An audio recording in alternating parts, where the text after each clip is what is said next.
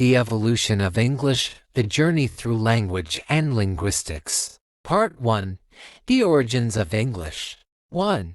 The Roots of English, Indo-European and Germanic Beginnings. The story of English begins long before a single word of it was spoken.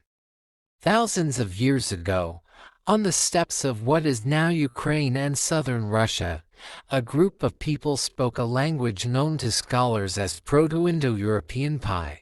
Though no written records exist of this ancient tongue, linguists have painstakingly reconstructed much of its vocabulary and grammar by comparing similarities across its many descendant languages. From this ancient source, a vast family of languages would emerge, including Latin, Greek, Sanskrit, Celtic, Slavic, and most critically for our story, the Germanic languages.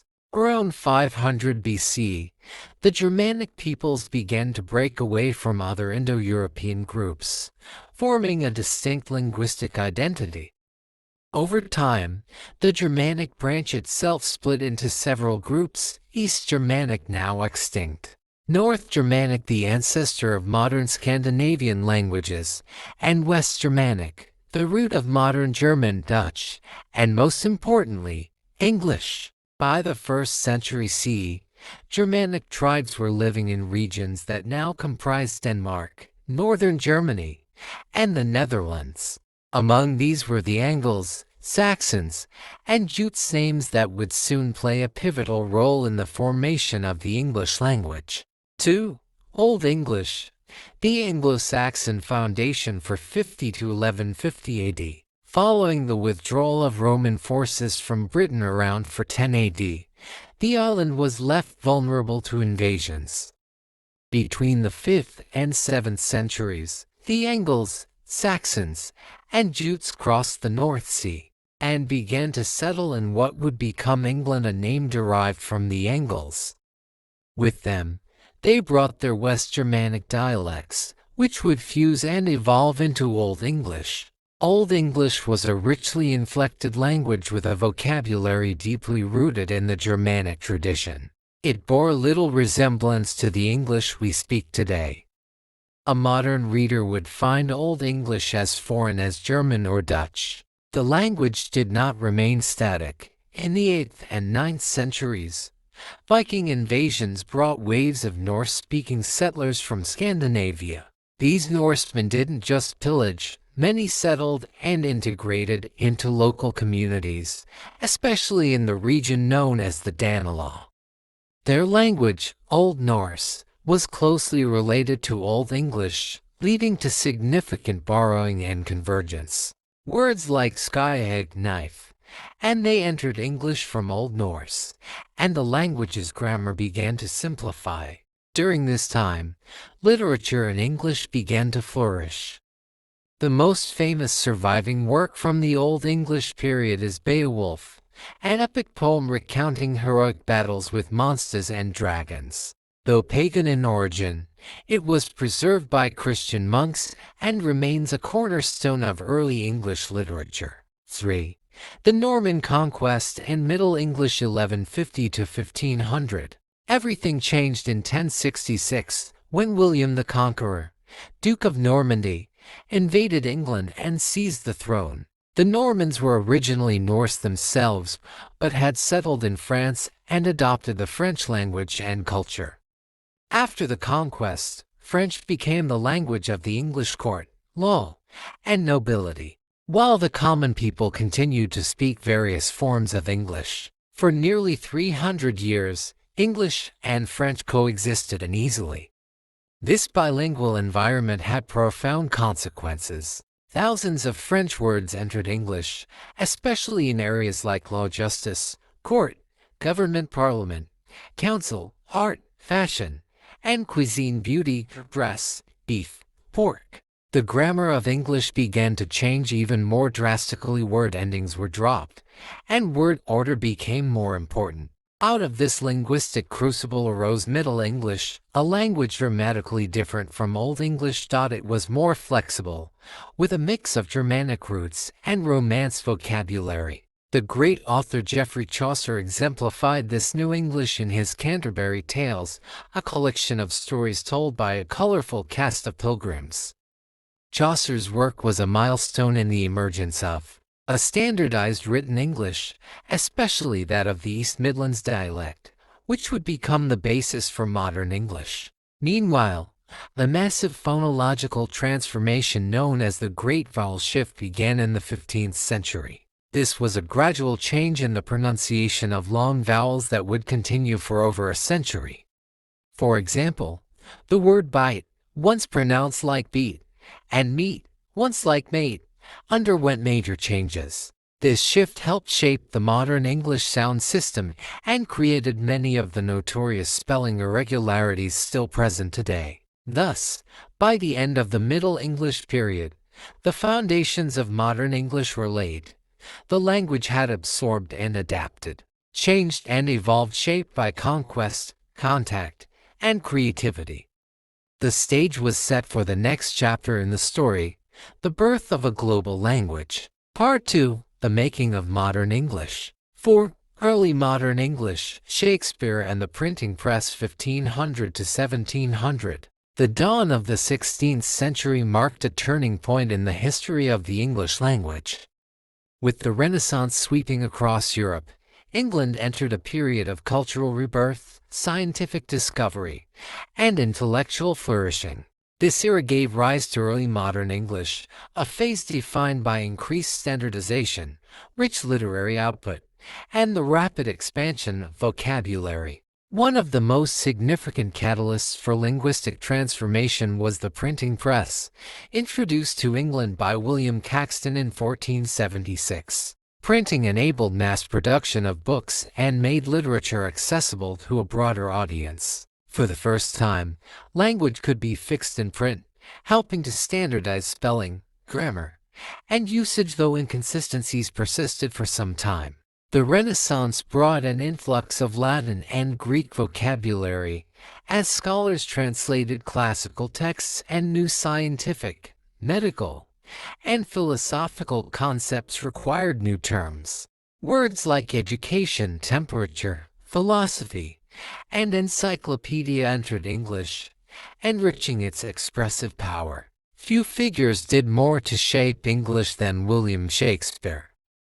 Writing in the late 16th and early 17th centuries, he stretched the boundaries of the language, coining or popularizing thousands of words and phrases still in use today, such as lonely, majestic, bedroom, and break the ice. His plays captured the richness of early modern English and demonstrated its flexibility, rhythm, and poetic capacity. In 1611, the publication of the King James Bible provided another major milestone. Commissioned by King James I, it was intended to unify religious practice and create a single, authoritative English translation. Its elegant prose and memorable phrasing, such as "by the skin of your teeth" or "a thorn in the flesh," left a profound mark on English speech and writing. Despite this progress, spelling was still inconsistent. Writers might spell the same word multiple ways within a single text. Gradually, scholars and printers began pushing for spelling reforms and rules, laying the groundwork for the standardized language of the future. 5.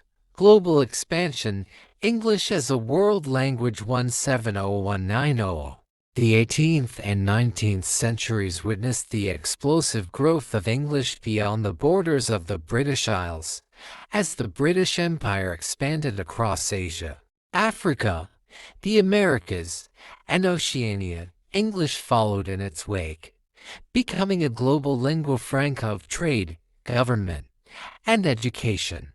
Colonialism spread English to regions with vastly different cultures and native tongues. In many places, English became an official or administrative language, leading to contact with local languages and the creation of new dialects, creoles, and pidgins. Words from India like bungalow, veranda, pajamas, Africa zebra, safari, and the Caribbean hurricane barbecue entered English vocabulary, testifying to its growing global footprint. In North America, English took on a life of its own. Influenced by indigenous languages Dutch, German, French, Spanish, and others, American English began diverging from its British counterpart. A key figure in this development was Noah Webster, an American lexicographer who sought to simplify and Americanize English spelling. His dictionary, first published in 1828, introduced spellings like color versus color, center versus center, and theater versus theater, shaping American English as a distinct variety. The Industrial Revolution, late 18th to 19th century, transformed not only society and technology but also language.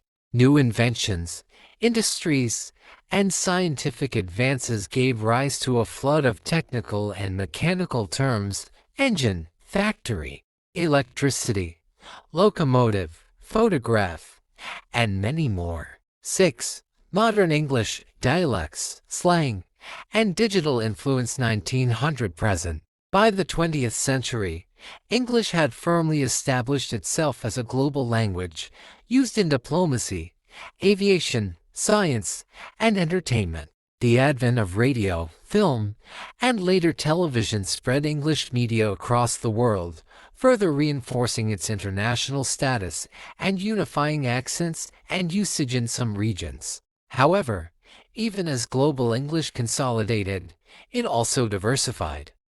Local dialects, sociolects, and regional accents flourished. In the U.S. alone, distinct varieties emerged in the South, Northeast, Midwest, and West.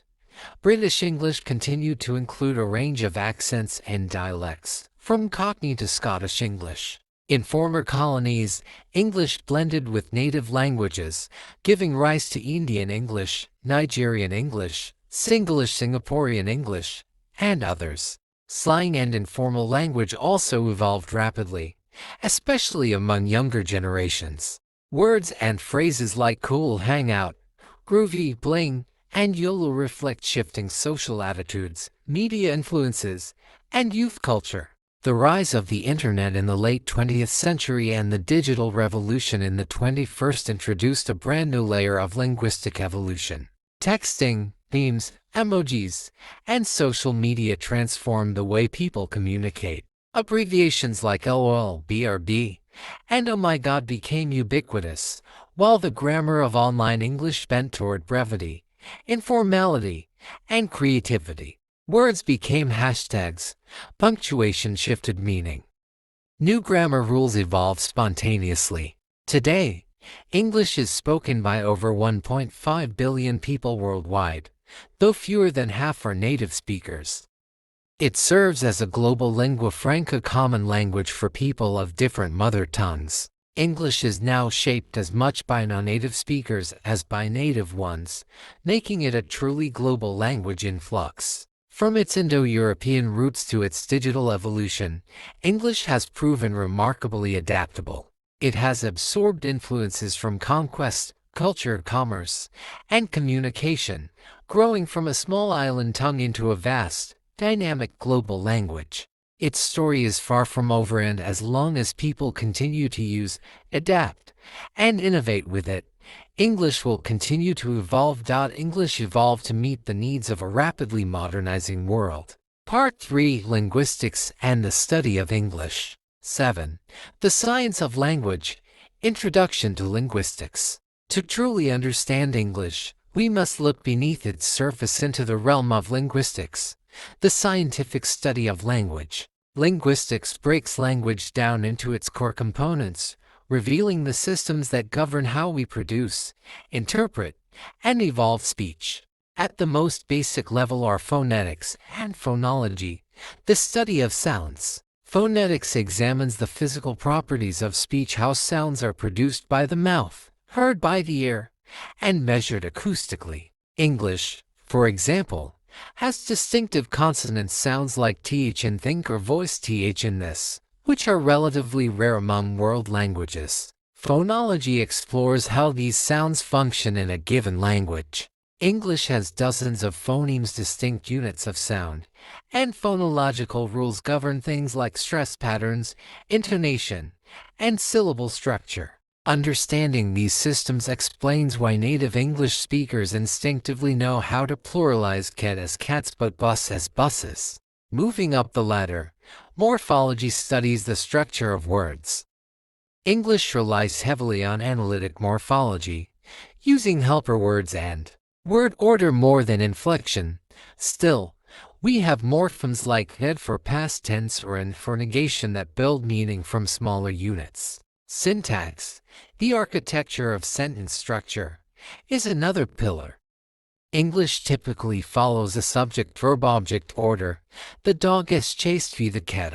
But syntax also governs how we form questions, relative clauses, or passive constructions, revealing deep patterns that all speakers intuitively grasp. 8. Semantics and pragmatics, meaning in context. Once we understand how English is structured, we can explore how it conveys meaning, the domain of semantics and pragmatics. Semantics examines the meanings of words, phrases, and sentences. English words can have multiple meanings. Bank can mean a financial institution or the side of a river, and meanings can shift over time. Awful, for instance, once meant inspiring. Semantics helps us analyze how meanings change, combine, and interact, often guided by logic and context. But language isn't just about literal meaning. Pragmatics dives into how context shapes interpretation. Consider the sentence, "Can you pass the salt?" Semantically, it's a question about ability. Pragmatically, it's a polite request. This distinction leads to the study of speech acts, utterances that do something, like apologizing, ordering, or promising. Pragmatics also explores implicature, how we infer meaning beyond what is said. If someone says, "It's getting cold in here," they might be hinting for you to close a window. These nuances are crucial to how English and all languages function in real-world communication. 9. Sociolinguists, English in society. Language is never used in a vacuum. Sociolinguists explores how English varies across social groups, regions, and identities. English boasts a vast array of dialects, systematic variations in grammar and vocabulary and accents, or differences in pronunciation. A word as simple as bat sounds different in London, Liverpool, Boston, or Sydney. These differences carry social meaning, often signaling class, region, ethnicity, or education. Importantly, society does not view all varieties equally. A prestige accent like received pronunciation RP in Britain may be perceived as more authoritative, while others may be stigmatized despite being linguistically valid. Sociolinguists study how these perceptions shape identity and power. Code switching, alternating between languages or dialects, is another key area. A bilingual speaker might speak Spanish at home and English at work, or shift to formal English in a job interview. This behavior reveals social awareness and adaptability, highlighting how language choices reflect relationships, setting, and purpose. In increasingly global and digital societies, multilingualism is common, and English plays a central role in linguistic diversity and interaction. 10. The future of English, artificial intelligence, and beyond. As we move deeper into the 21st century, English is changing faster than ever, driven by technology and globalization. One of the most transformative forces is artificial intelligence (AI) and natural language processing (NLP). AI models like chatbots, voice assistants, and machine translators learn from vast corpora of English text. They interpret, generate, and even simulate human conversation, reshaping how people interact with language. Tools like Grammarly, Siri, or ChatGPT illustrate how machines are not only using English but actively influencing how we write, speak, and learn it. This raises questions about standardization, creativity, and control. As AI systems adapt to new dialects and informal usage, the boundaries of correct English may shift. Technology is accelerating the natural processes of linguistic change, democratizing access, but also raising concerns about surveillance, bias, and language erosion. And what of English's global dominance? While it remains the most widely learned second language, some scholars question whether its future is secure. Rising powers like China and India promote multilingualism and local languages. Others speculate about the emergence of World English's regional varieties shaped by local cultures and histories, or the possibility that English might eventually cede its central role to another global language. What's certain is that English will continue to evolve, shaped by people, platforms, and purposes we have yet to imagine.